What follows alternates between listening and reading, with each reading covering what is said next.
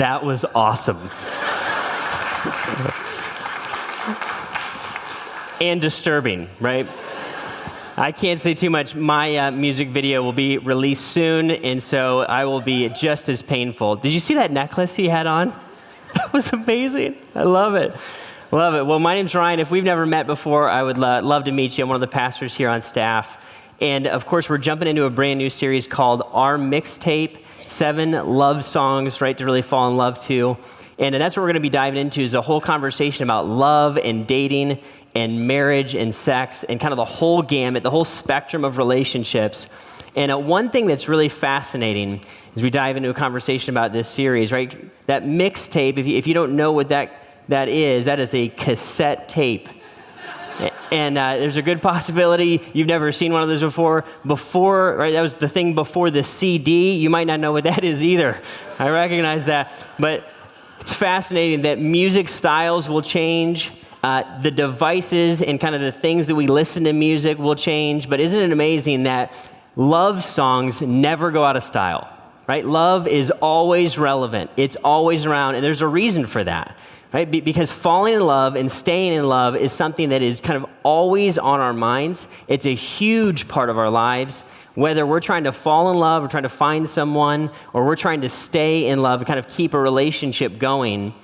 Romantic relationships will take up a huge portion of most of our lives, and it's a fascinating thing. That's what we're going to dive into, is kind of looking at that whole gamut of relationships. And we want to start today really at the very beginning when we're talking about attraction and dating, right? Attraction and dating. And what's fascinating about attraction and dating is it is such a powerful force when you are attracted to someone, isn't it? Right, when you are connected to someone, you first begin that dating relationship, it is magnetic, it is intoxicating, and the dating relationship itself can lead into all kinds of arenas. Right? A dating relationship can lead all the way through, if you stick with it, it might go all the way to marriage. Right? That might affect the entire outcome of your life. A dating relationship can also lead to kind of great pain or damage. Some of our biggest scars and heartbreaks go back to a dating relationship, that one bad breakup. You might be in the middle of it, or you may look back in the rearview mirror at it and say, oof, I remember when that happened. And it was all around a dating relationship. Right? But one thing's for sure, dating relationships are absolutely intoxicating. They grab your attention, and they have unbelievable amount of power. What other relationship can you think of that you can literally know a stranger, barely know someone, or know someone as an acquaintance or friend, and then within a matter of moments, a matter of hours, that person becomes the most important person in your life? It's fascinating. I remember when Lori and I, my wife and I, began dating. We've been married over 15 years, but when we first started dating back in college, it was exactly like that for us. I chased my wife like crazy, right? I was just like doggedly persistent. Look at her. She's hot, right? She is. It's okay. It's okay to notice. See that? That's before my hair migration from my head to my face. It's all right. I like it better this way. It works. Right? But I would ask her out, and finally she said yes, and I was like, I have hit the lottery. Like right? This is amazing. I got Lori. Kelly was her name then. Her name is Lori Rodman now. Yes, that's my last name. But I was like, I got Lori to say yes. This is amazing. And then we both just went insane, right? Because all we wanted to do was be together. We didn't want to eat. We didn't want to sleep. We wanted to talk on a phone. And by the way, this was a phone that was attached to a wall. I don't know that back then that we had those things. It was before cell phones. Right? We would talk on the phone until 2 or 3 in the morning. I was like, I'm going to flunk out of college. Like, I got to get a hold of this thing. It was crazy. We were just intoxicated by our love for each other, right? That is the power of attraction. Question is, where does that come from? Why does that attraction hit, and why does it hit so hard? Where did that originate from? I want to look at that. Kind of the original romantic relationship that we're going to see happen is really all the way back to the beginning. You got to almost go back to the original design, all the way back to the book of Genesis, where kind of everything started. And if I gave you a little bit of context, if you opened to the beginning of your Bible and you read through the first chapter, so here's kind of what you would see. God would be creating everything. He would create light, and he would say, this light is good. And then he would create the moon and the sun and the stars, and he would say, this is good. He'd create the ground and the sky and say, man, this is good. Creates the fish, the birds, the animals, good, good, good. And then we run into a moment, and as a reader, as you're reading through the Bible, you're supposed to just kind of get struck by this moment where God is going to create something and then say it's not good. And as the reader, you're supposed to be kind of jarred by that and say, ooh, what's going on here? Why would God make something and have it be not good or not complete, might even be a better word.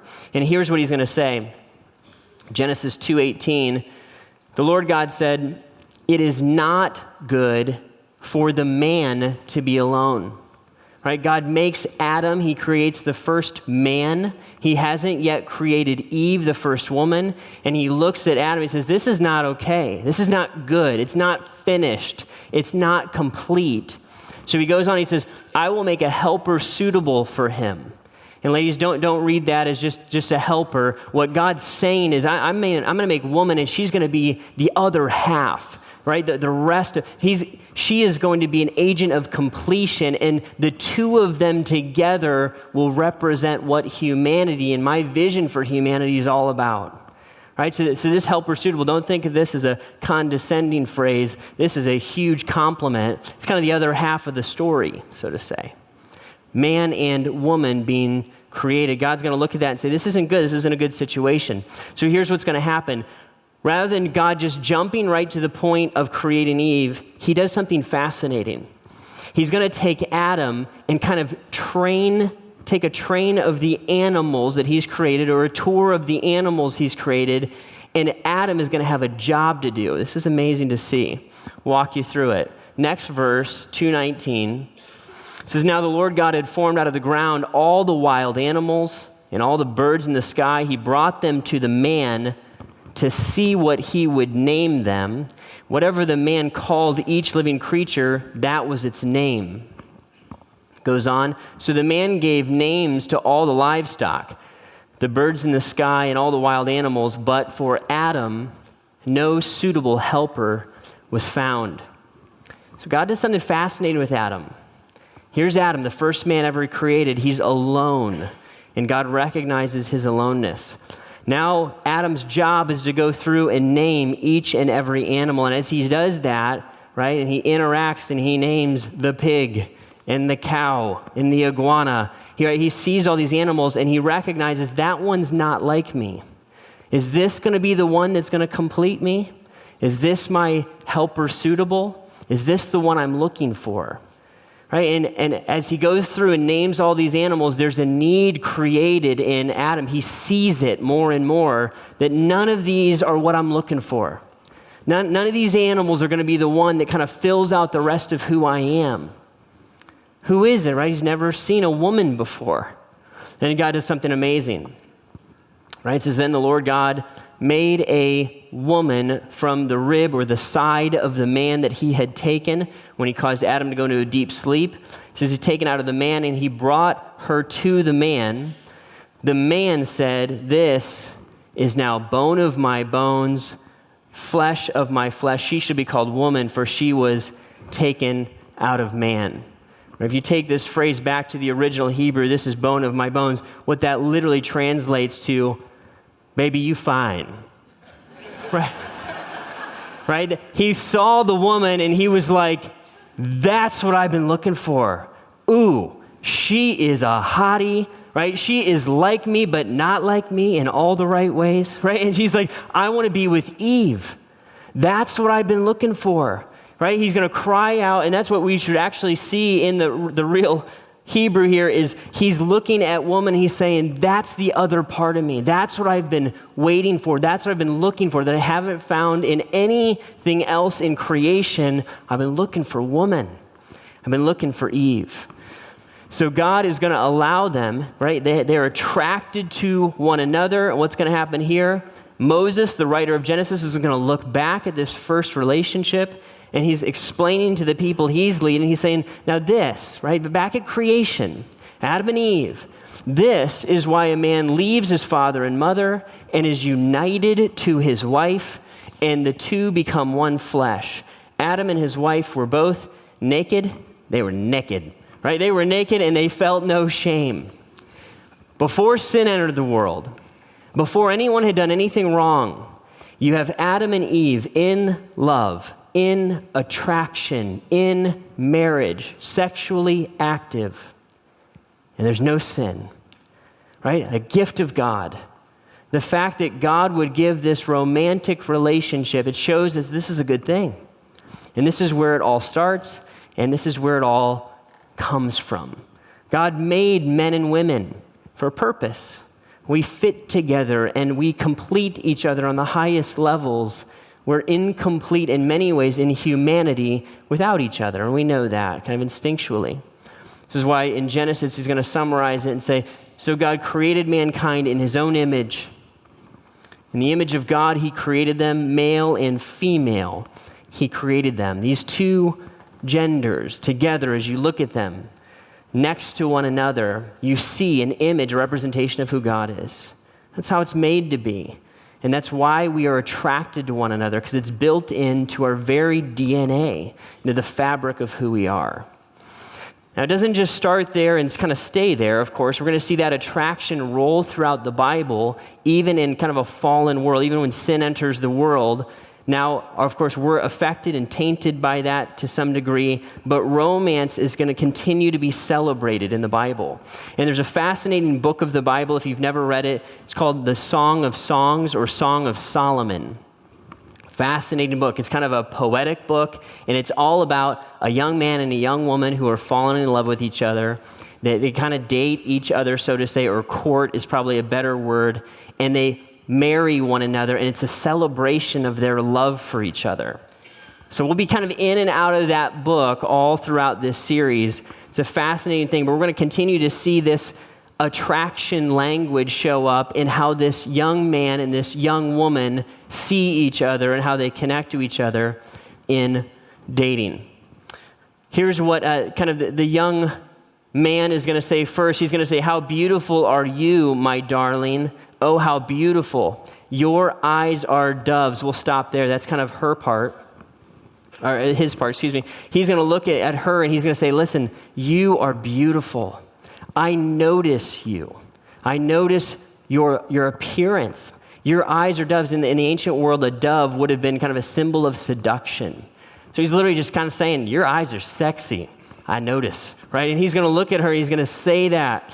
And I think it's important that we grab this and recognize that sometimes the church will look at attraction and say, you know what? It's dangerous, because it is. It's powerful. And we'll almost look at attraction and being attracted to one another and say, let's pretend that doesn't really happen. Let's pretend that doesn't exist. Men and women shouldn't really be attracted to each other. We should just be married, and sex and attraction and all those things, that's just for procreation, right? You should just be married and not really notice that you're really hot or not, right? And we'll just put it away. That's not what the Bible does. The Bible's going to look and say, ooh, I notice. I see you. I see those eyes. She's going to look at him and say, how handsome are you, my beloved? Oh, how charming, right? Ooh, you're charming. She notices. She's like, I see those arms, right? Not my arms, right? His arms. She notices. She picks up on it. And that's important for us to grab hold of and recognize. It's fine to be attracted to each other. If we're dating, you're looking to date somebody and you notice and there's a chemistry or attraction, that's fine. That's not wrong. It's not evil. It's not bad. You don't have to pretend it's not there. If you're dating someone and you're attracted to each other, good. You probably should be, right?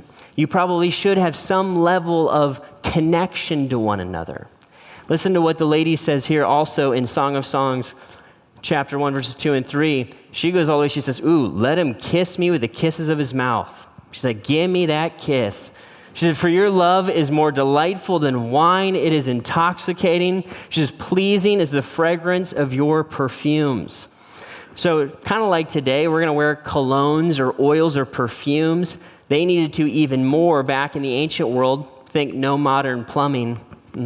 Yep, so you needed to wear something, right? But this is a good tip, period, right? When we look Look, she's going to say, I want to kiss you. You smell good. Fellas, right? This is a great tip for us for dating. Smelling good, super positive thing, right? We want to smell good, shower, you want to be clean. That whole thing is real important. Now, cologne's fine. Don't overdo it, right? One puff. None of this. No, right? You just do one puff and you're good to go, right? Smelling good, positive thing. She's going to recognize this guy smells good. I want to kiss him. I'm attracted to him. We're all in good territory.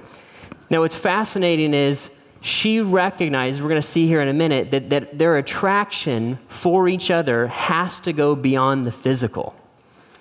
Right? It has to go beyond just, I notice your look and you notice my look. Right? I notice your killer body and you notice mine. It's got to go beyond the physical. And it needs to go deeper than that. Okay, here's how I put it in your notes. I said our attraction has to move beyond an interest in how you look to a passion for who you are. Right? Our attraction has to move beyond an interest in how you look to a passion for who you are. You say, why is that? Well, here's why.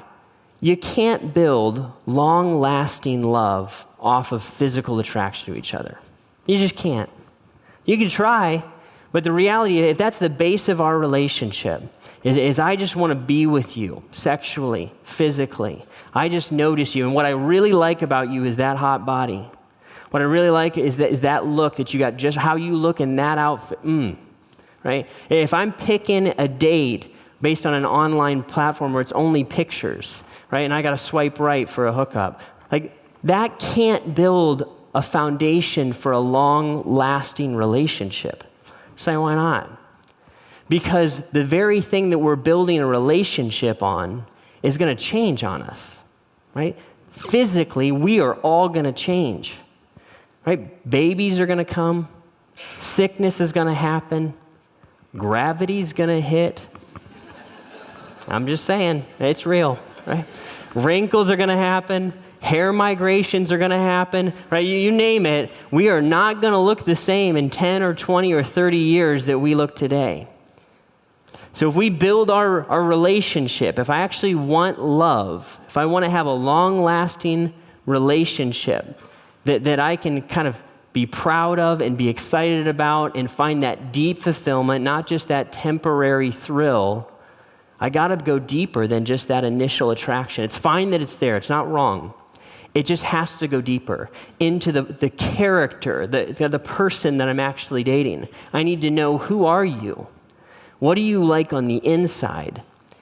And this is fascinating as we kind of see that the woman, this young lady, is going to dive into that even deeper. If you finish that verse we just looked at about smelling good, she finishes and says, your name is like perfume poured out. So in the ancient world, what you would do is on special occasions, they would have oils or perfumes or incense, and they would kind of open those up, and the room would have a fragrance to it, a perfume poured out. And everybody knows that was kind of the fragrance of celebration, that this is something to be excited about, something to be proud of. And she looks at him and she says, that's what your name is like. Who you are is someone to be celebrated. Everybody who knows you, everybody who hears your name, knows and celebrates who's behind that name. Big deal. Right? And ladies, this is what we're looking for. If I can kind of talk to you like a brother, this is what we're searching for. Ladies, we're looking for a man with a name. Can you look for that man that is respected by the people around him? Right? A man of character and integrity, a man of love, a man who, right, his team wants him on that team, or the boss wants him in his business, right? Somebody who people respect, somebody who is trustworthy and reliable. So much so that when you hear the name, what's attached to it is respect, and there's people that say, boy, I would want that name connected to my name. You want to look for a man with a name. And here's a great test to know. If you're starting to date somebody, or you're interested in somebody, or somebody's interested in you, Here's a great test for whether or not a guy has a name that you're looking for. If you want to take that name and run it by the people around you that you love and trust the most, right? So your brother or your dad or your sister or your best friend or your life group leader, your pastor, and you want to take that name and you kind of float it out there and see what happens. And if you throw that name out there and you get a, that's not a good sign. I'm just saying, if you get a look at the ground, that's really bad. Right? You never want to get that. If you say that name and you have the blunt friend, they're going to just tell you, you are an idiot, right? They're going to just jump right at you and say, do not date that person. That person's name is not something you want to be attached to. Don't you know who that man is? Don't you know what he's really about? Right? It's not that he's an evil person. He's just not somebody that's in your kind of range of dating right now. What does that name blow back at you when you throw it out to friends and trusted people kind of on your wisdom team? When you do that, what you want to look for, here's what I encourage you, ladies, is to look for a celebration of that name. Ooh, an excitement. Ooh, that's really? Oh, that's great. Congratulations. You want to see that light up from the people that you respect. I'd encourage you to aim high with it. Not even to just get kind of a flatline answer, even if it's not negative. Even if it's just kind of, okay, all right. Right. You don't want to settle for that. You want to go big. And you want that name to be a name that's something you're proud of and the people in your life are proud to see you connected to. So here's the thing. If that thing all works out, that name might be your name one day. Right? You want to make sure it's a name that you're proud to be connected to and you're proud to be known by. And that's how this lady felt about the man she was dating, right? She would look at him and say, I love it. I love him and I love who he is. I love how Proverbs says this. It says, a good name is more desirable than great riches. To be esteemed is better than silver or gold. I'll tell you, if you've been around Grace here for a whole bunch of years, you're probably familiar with some of these concepts. This has become kind of a core teaching on relationships that we've picked up over the years. And it's funny, now when I hear this teaching, as a dad, I hear it differently.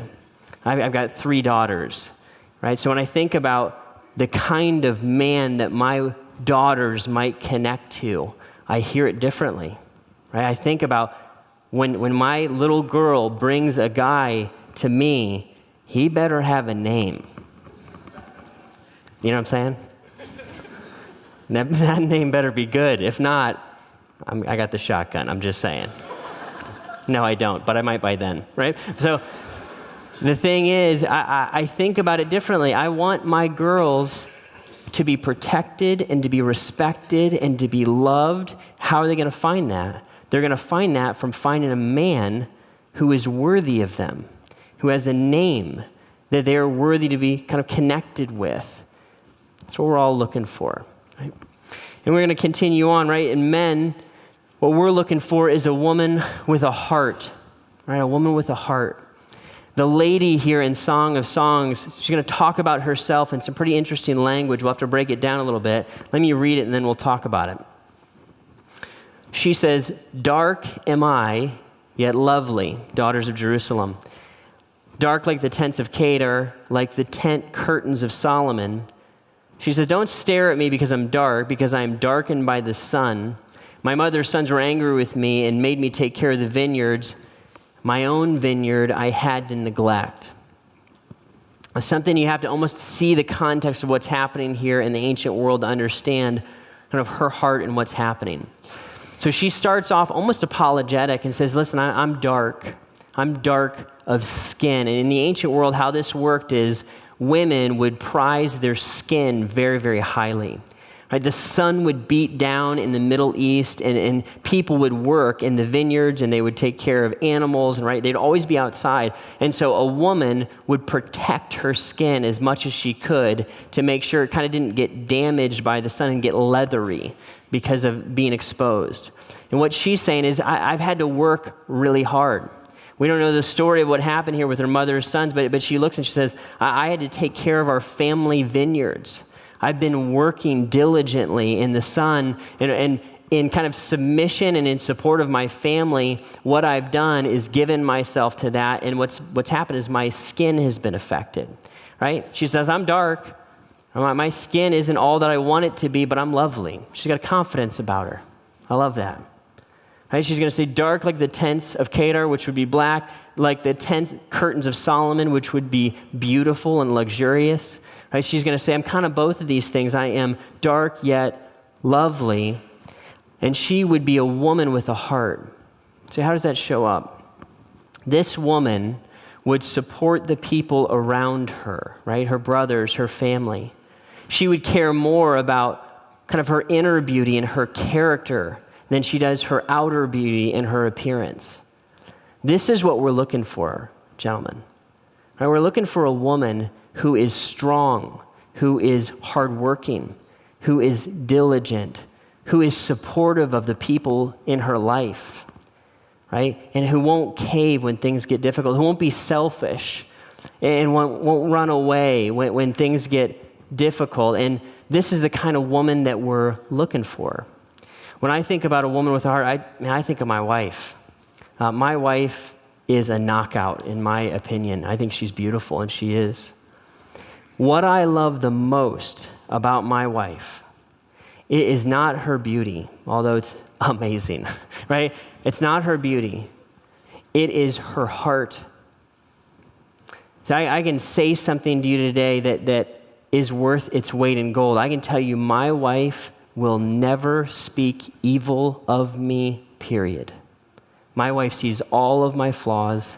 She knows all of my shortcomings.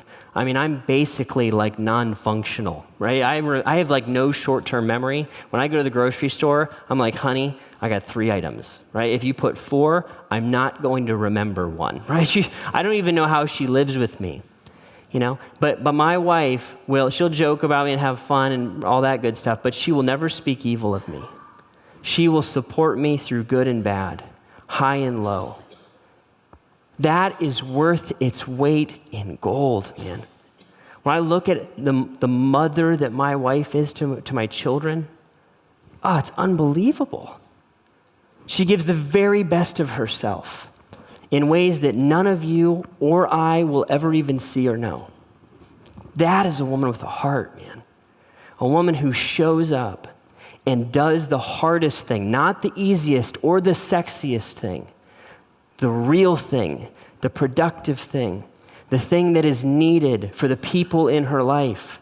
I look and say, that's a woman you can build your life with. Oh, man, if you're looking to date, I want that for you so bad. To find a woman with a heart, right? Look past the body and look past the looks and look into who that person is and who she is to the people around her right now and say, is there a heart there? Is there a hard work? Is there a strength? Is there a diligence? Is there a loyalty? Boy, that's a woman worth connecting to. And you can really go somewhere with a woman like that. Right? A woman with a heart. She can be beautiful, that's awesome. It's great, it's bonus. But that inner beauty is a non-negotiable. If it's not there, if she's not a woman with a heart, if she's all concerned about how she looks and her appearance and what you're driving and what you're making, right? And it's all surface and it's selfish. Got to pump the brakes. Right? If I flipped it back to the guy, to the lady and said, look, listen, if your man doesn't have a name, if he's in and out of rehab, if he's in and out of a job every couple, you pump the brakes. Right? If it's not a man with a name, if it's not a woman with a heart, pause. I want to slow it down. And I want to ask the question, why is this not being celebrated by the people in my life? All right, let's look at another kind of aspect of what it means to be a woman with a heart. Song of Songs 1:7. She goes on, she says, tell me, you whom I love, where you graze your flock and where you rest your sheep at midday. Now, why should I be like a veiled woman beside the flocks of your friends. This one's really embedded kind of in the culture. So here's what would happen back in this time. There would be shepherds, kind of flocks of sheep, right, and animals. And as the shepherds made their way through, prostitutes would actually set up camp in these rhythms that where shepherds would come through. And they would offer themselves to the shepherds when they kind of went through town. And what she's saying is I will not be like one of those women, right? I'm dignified. I don't want to be remotely associated with a woman who kind of offers her body cheaply and freely to men. I'm not doing that. I want to know, where do your flocks land? Where do you end up, right? Because I want to be there. You're going to protect me, and you're going to fight for my purity, right? She's a dignified woman. She's a woman with a heart. She does not just throw her body around and offer it freely to people. She'd look at herself and say, my body is important to me. My purity is important to me. And I will not offer it to anyone. And I will protect it. And I want to continue to be that kind of woman. Right, fellas, when you're interacting with a lady, if she's leading with giving her body to you, I want to slow it down. I understand that. Right, if she's not protective and if she's not slow in offering herself, pump the brakes on that. I want to look at it. I want to understand it. Why? I want a woman with a heart. A woman who's going to fight for her dignity and protect it at great cost and be a woman who's worthy of great respect. Now, when you take those two together, man with a name, a woman with a heart, right, and they come together in relationship, something happens in a community. There's a response. Right? There's a reaction almost. And the people in their lives take notice, and you can see the way that they would interact. This shows up in Song of Songs, so this is a kind of a refrain of the friends in their life and how they respond to their love. They say, we rejoice and delight in you. We will praise your love more than wine. These people evidently liked wine, right? But he's going to look and say, we are excited about your relationship. We look at you and we say, oh, you are good for you, and you are good for you, and you together are going to be better than you could be individually on your own. We celebrate your relationship. This is awesome, right? So if you're dating and you have to force the people in your life to celebrate you, if you have to look around and say, why aren't you supporting us? Why aren't you excited for us? Here's what we want to do. We want to say, wait a minute. I want to hit the brakes on that. If people aren't freely celebrating your relationship, I want to take note of that. Why? You're excited about that dating relationship. Why aren't the people around you? Here's something we want to make sure we take note of. When I'm infatuated with someone, when I'm attracted to someone, there is an incredibly blinding effect that attraction and that infatuation has onto the faults of the person that I'm with. It is blinding. I can't see them. I can't see that maybe even the toxic nature of the relationship of the person I'm with sometimes. Why? Because we are in love, right? And we are dating, and it's awesome. But the people around us who love us and who we trust, they can see it. And we want to listen to them. If we can slow down, if we can stop, if we can say, wait a minute, maybe my mom or my dad or my coach or my life group leader or my best friend who's looking me in the eye saying, don't do this, man. You want to think twice about this.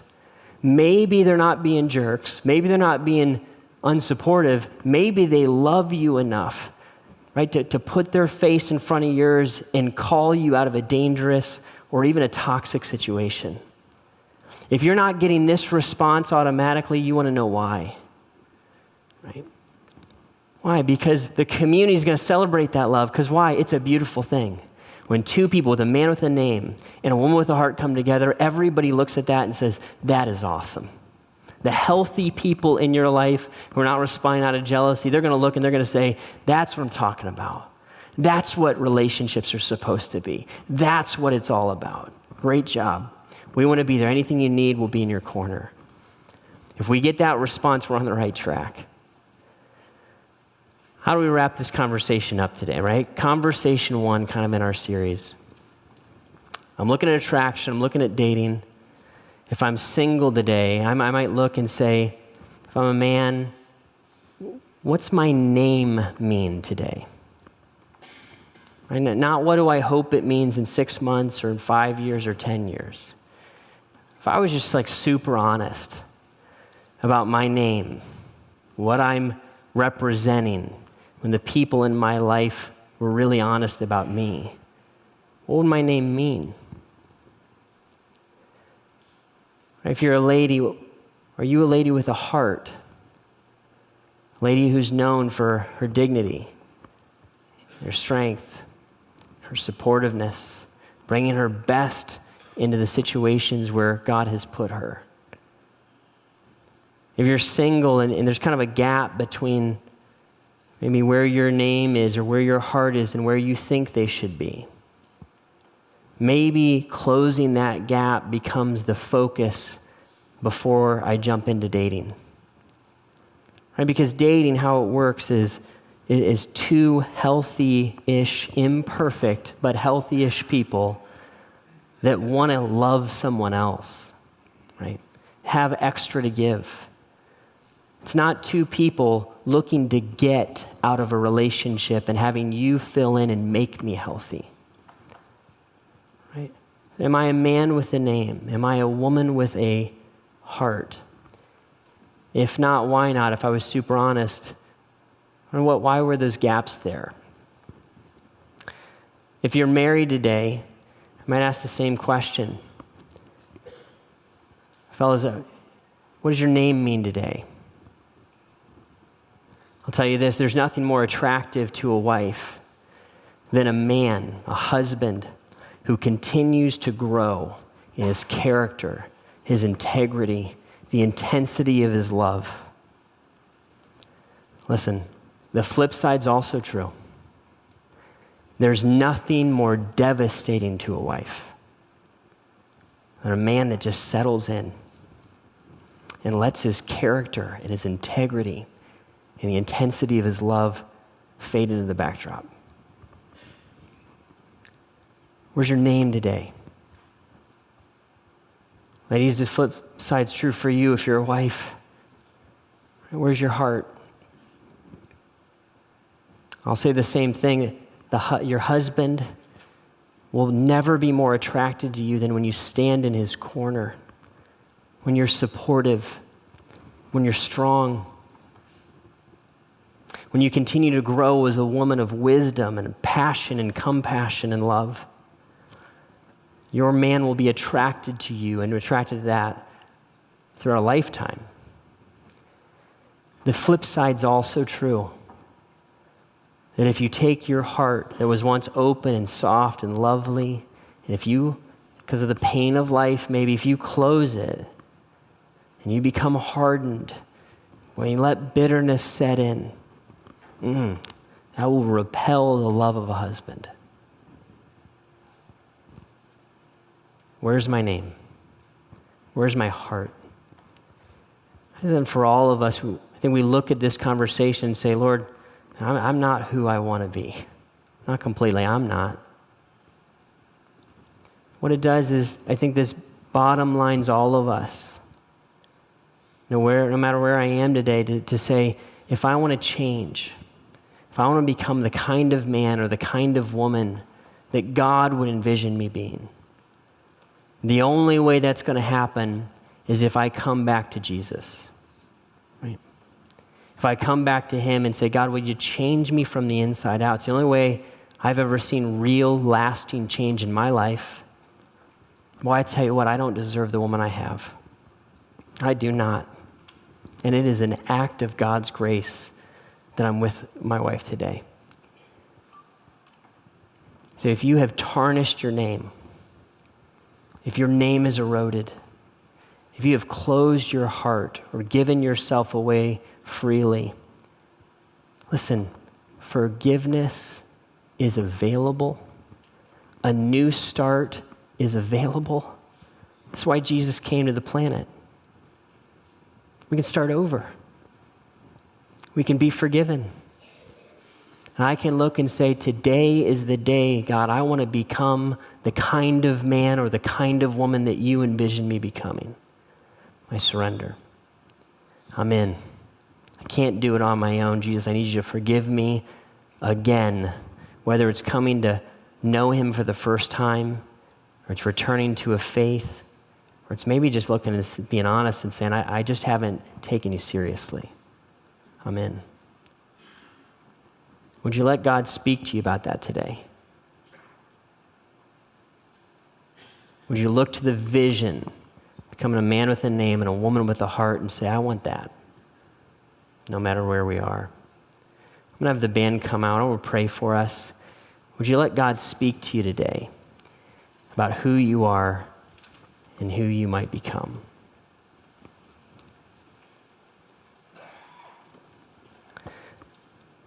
Father, we want to just stop here. And God, we want to say thank you for the gift of romantic love. Thank you for attraction and for marriage and all that goes with it.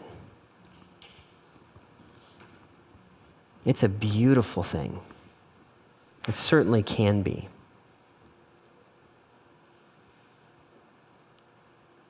And God, we ask that you would help us in the ways that we've failed you, or failed ourselves. And would you make us the kind of men and the kind of women that you envision us becoming? Men with a name and women with a heart. Would you make us worthy of each other? Help us to cling to your grace today, knowing that you forgive freely. You long to meet us right where we are. There's nothing we have to do to earn your love or your forgiveness, that it's freely offered. Lord, you work in our hearts today. Help us, God. Grow us, change us. Make us people of character. Meet us here even now, Lord.